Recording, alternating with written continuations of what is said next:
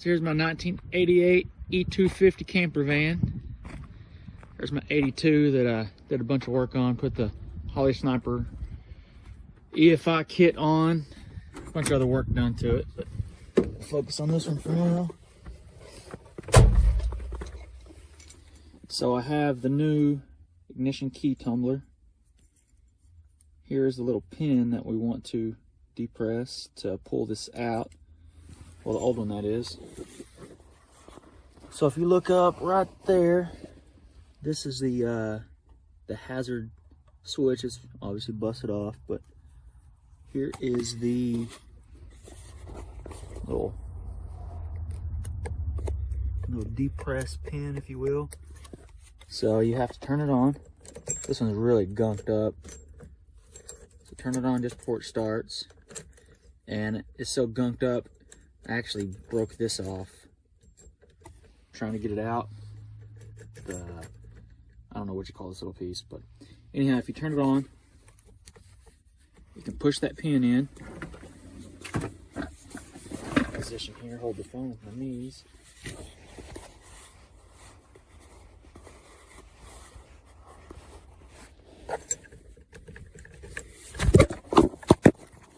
Sorry.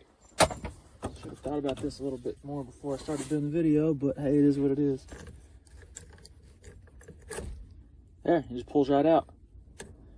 You have to get kind of, so you can see I got a screwdriver in there. It's all gunked up, so this one's pretty tight. And there's that little pin that you're pushing with the screwdriver. So I'm going to take this in the house, going to pull the tumblers out of it. Well, you know what? These keys are pretty old. I'm just going to use the new tumbler. Screw it. Let's see what happens. Let's just put it back in right now. I'm going to slide the new one in. I think a new key would be all right. Need to get this all the way into the on position.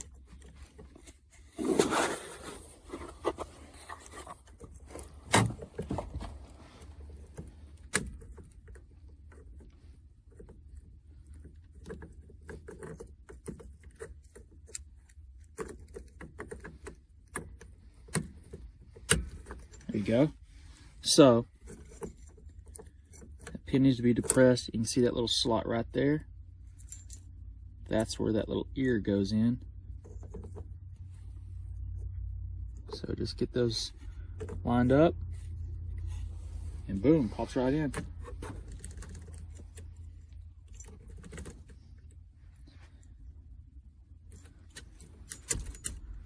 Make sure it's in.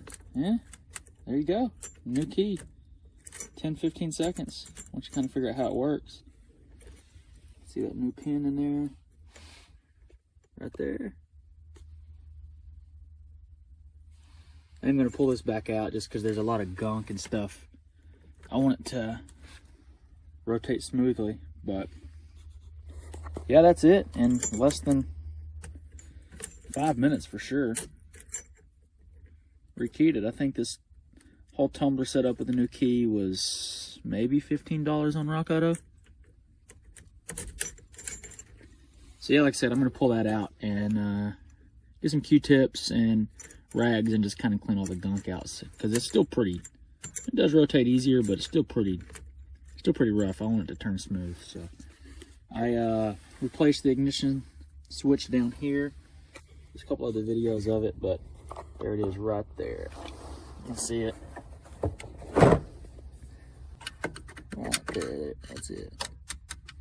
Wasn't too hard of a swap out. I saw one video where the guy left the steering column in. I took it out.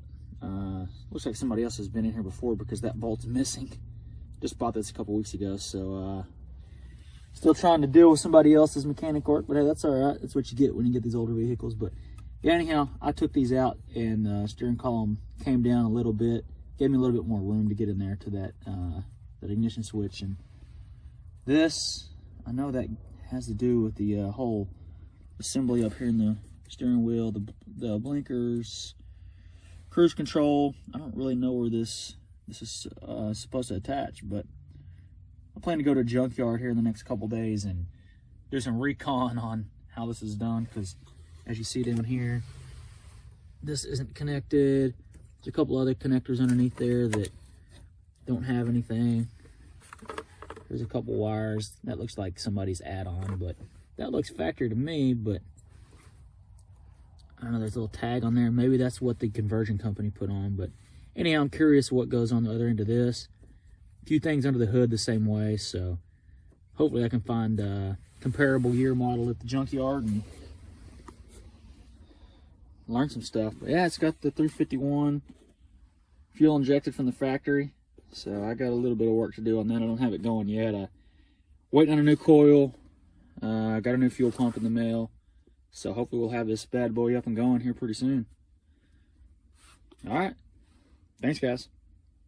Like and subscribe.